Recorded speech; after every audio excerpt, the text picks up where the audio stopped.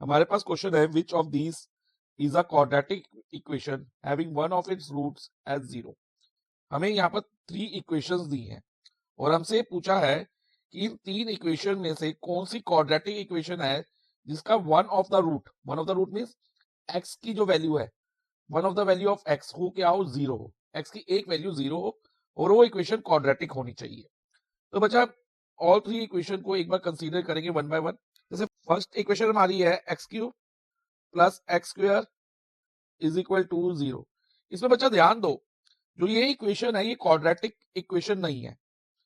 Quadratic equation कब होती है? जब हाईएस्ट पावर ऑफ वेरिएबल 2 हो, ठीक है, लेकिन इसमें हाईएस्ट पावर ऑफ वेरिएबल तो 3 आ रहा है, so it is not a quadratic equation. In fact ये क्या है? क्यूबिक इक्वेशन है। तो हमें तो क्वाड्रेटिक इक्वेशन लेनी है, तो फर्स्ट ऑप्शन हमारा आंसर नहीं होगा। चाहे इसके वन ऑफ द जीरो जो है ना, वन ऑफ द रूट 0 आ रहा है, आप चेक कर सकते हो। मान लो एक्स क्यूब और एक्स स्क्वायर में से अगर हम एक्स स्क्वायर कॉमन ले लें तो ब्रैकेट में क्या रहेगा? एक्स प्लस 1 रहेगा, क्योंकि एक्स क्यूब में से एक्स स्क्वायर लेंगे तो एक्स रहेगा और एक्स स्क्वायर में से एक्स स्क्वायर बाहर ले लेंगे तो 1 रह जाएगा और इज इक्वल टू इधर 0 होगा। अब देखो बच्चा, x square is equal to 0 and x plus 1 is equal to 0। अब एक्स स्क्वायर अगर 0 है तो एक्स की वैल्यू स्क्वायर रूट ऑफ 0 होगी और स्क्वायर रूट ऑफ 0 क्या होता है बच्चा? 0 ही होगा। ओके, और x plus 1 is equal to 0 से हमें एक्स की वैल्यू क्या मिलेगी? -1। तो वन ऑफ द रूट 0 तो आ रहा है, लेकिन क्योंकि ये क्वाड्रेटिक इक्वेशन नहीं है तो हम इसको कंसीडर नहीं करेंगे। हाँ, अगर क्वेश्चन में क्वाड्रेटिक वर्ड ना होता तब हम इसको ले सकते थे। अभी तो लेकिन क्वाड्रेटिक वर्ड है, क्वाड्रेटिक इक्वेशन है, तो हम ओनली क्वाड्रेटिक इक्वेशन को ही मानेंगे। तो फर्स्ट हमारे आंसर में नहीं आएगा। फर्स्ट इक्वेशन ऐसी नहीं है जो क्वाड्रेटिक हो और उसका वन ऑफ द रूट 0 हो।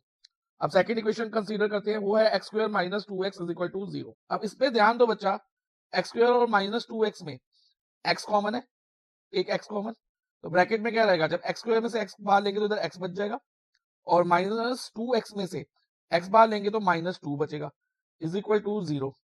अब ध्यान दो, एक तो x इज इक्वल टू 0 हो जाएगा, ये एक फैक्टर x है उसको इक्वल टू 0 लिखेंगे और दूसरा फैक्टर कौन सा निकला इसका? x -2, उसको भी इक्वल टू 0 लिखेंगे। तो वन ऑफ द रूट हमारा 0 आ रहा है, लेकिन सेकंड रूट क्या आ रहा है? 2 आ रहा है। तो ये हमारा आंसर में रहेगी कि ये क्वाड्रेटिक इक्वेशन है having one of its roots as 0, जिसका एक रूट 0 है और ये क्वाड्रेटिक है।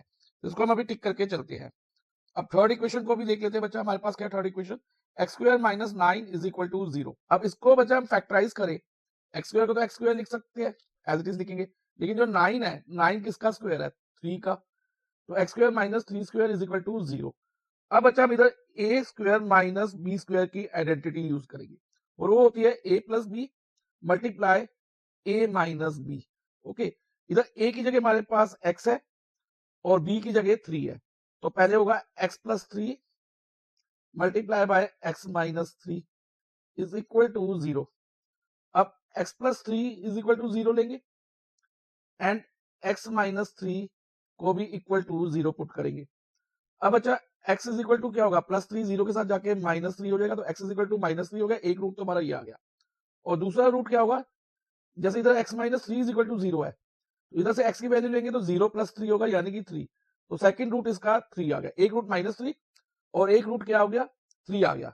अब ये क्वाड्रेटिक इक्वेशन तो है, लेकिन इसका वन ऑफ द रूट 0 नहीं आया, यानी कि x की एक वैल्यू 0 नहीं आई, तो ये भी हमारे आंसर में नहीं रहेगी। तो ओनली सेकंड इक्वेशन ऐसी है जो क्वाड्रेटिक इक्वेशन है और उसका वन ऑफ द रूट्स 0 है।